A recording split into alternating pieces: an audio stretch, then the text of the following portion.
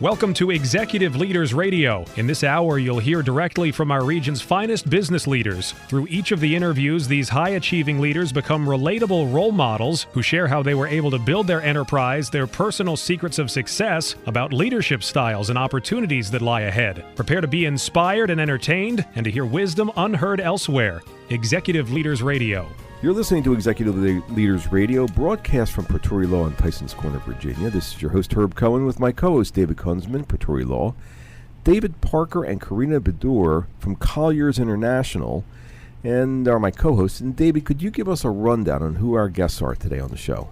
Sure. We're Nate Copeland, Senior Vice President and COO of InTec LLC, Curtis Minder, CEO of GroupSense, Jeff Weiss, Co-Chairman and Managing Director of Distributed Sun, and Mike Mitchell, President of Person-to-Person Quality. Excellent. Let's get to know our first guest, Nate Copeland, Senior Vice President and COO of InTec. Nate, what is InTec? What are you guys doing? InTec's a federal contractor doing system engineering and program support in the intelligence community. How large or how small is the organization? 23 million, about 110 folks. $23 million, 110 people. Huh. And where are you from originally? I'm a native Washingtonian. And how many brothers and sisters? One older sister. One older sister. All right. How old were you when you started making money, Nate? 15. 15. And how long did you end up working? Where was it that you were working? Maryland National Capital Parks and Planning Commission. Yeah. And what were you doing?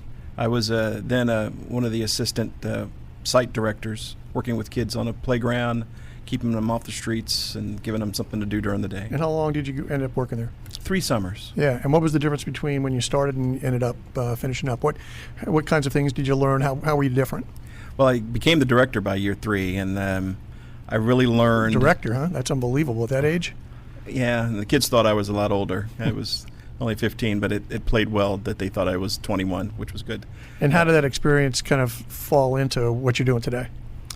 I really gave me a first look at people with problems and troubles and how to help them deal with some things and being open and listening to them. Wait a minute. You were 15 years old and you were 16 and then 17, and you're working at this facility and you're listening to them. It sounds like you're counseling them. Yeah, I guess you could couch it as that now. Uh-huh. And you do that? You do that in your gig nowadays? Yeah, it's not in the job description, but yes. Do you find it helpful that you're doing this in terms of building a team? Absolutely, because I think folks feel comfortable approaching me and that they want to share whatever's going on. So what I hear in the news or what I read in the newspapers about CEOs and COOs being, really rotten people and screaming and yelling and firing people, that's not who you are. No. You're the counselor. Yeah. You're really concerned about the culture of the organization, aren't you? Absolutely. Is that true? Absolutely. And it showed up when you were 15 years old, huh? I guess so, yeah. David? You mentioned earlier examples of hard work with your parents, holding down 2 jobs each. If you just talk about that real quickly.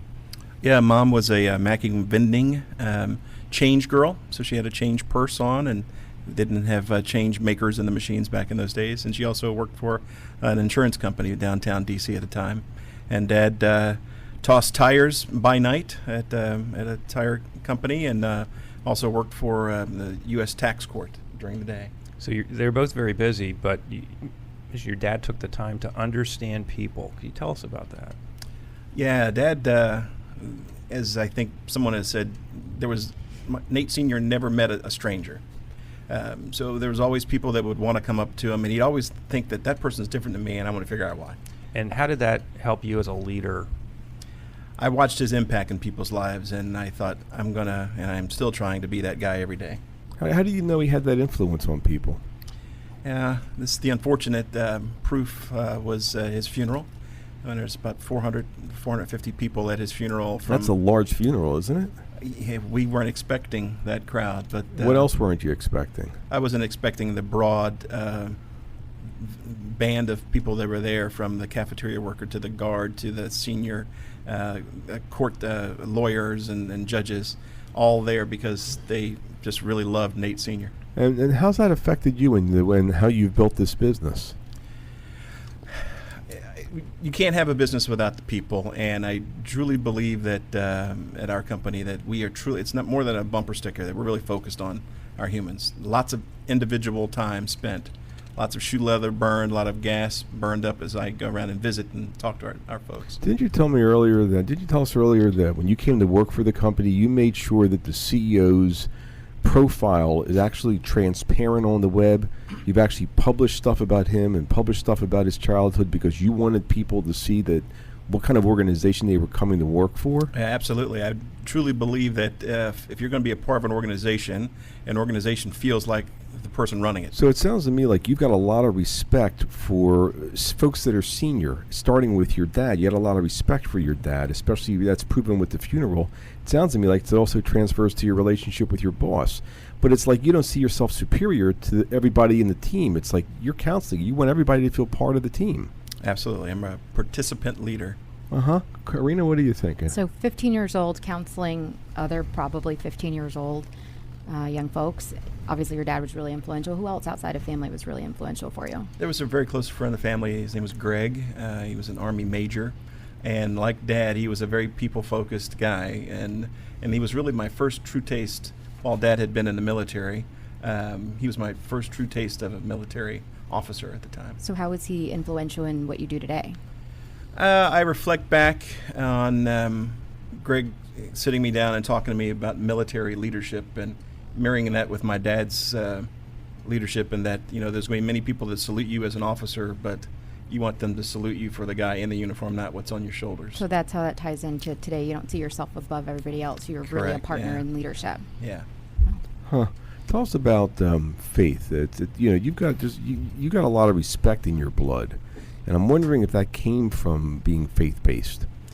It clearly does and did. My folks weren't. They were God-fearing. They weren't necessarily practicing Christians. But later in life, I definitely made that decision, and still today, You made what decision? To accept faith as a primary driver for my life. Give us an example of how you've done that. What do you mean? What's your involvement with the church? Well, right now I'm very active in the music ministry in the church, and I've actually spun off my own music ministry as well. Why music ministry? What's that tell us about you? While I wasn't a sports guy, I've always been a band geek. I then started singing right after my father passed away, and I've been singing ever since.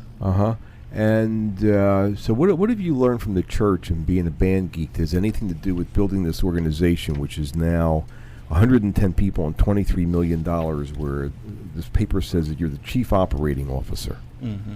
What did you learn at the church and the band that helped you build this business? Well, I think, and actually Wynton Marsalis, trumpet player, has done some leadership work around this about the reliance on the group, right? So if you're a jazz musician, you can't stand up with a trumpet, which I played in high school, and wow the crowd. You need the quartet. You need the band.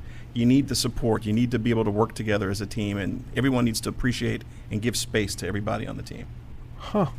So that's what the chief operating officer is all about. It's like being in the middle of it all and making sure that the team's there. It sounds like there's a pretty deep parallel between your band stuff and what you're doing in your business, in your professional career. I hadn't thought of it that way, but yes, I do believe. I really think that I'm, other than the business aspects of things, of course, to engage our employees and ensure that they're bonded to us as an institution. Yeah, that sounds like what your role was on the band too, wasn't it? Yeah, I guess it was. Drum major in high school. And What was your role in the team back then as a drum major in high school? Lead the band. March them down the field. It sounds to me like you had the same role then that you've got now, and also the same thing you were doing working when you were 15. David, Mr. Parker, what are you thinking? No, I've really listened to you before. I had written down this passion for music.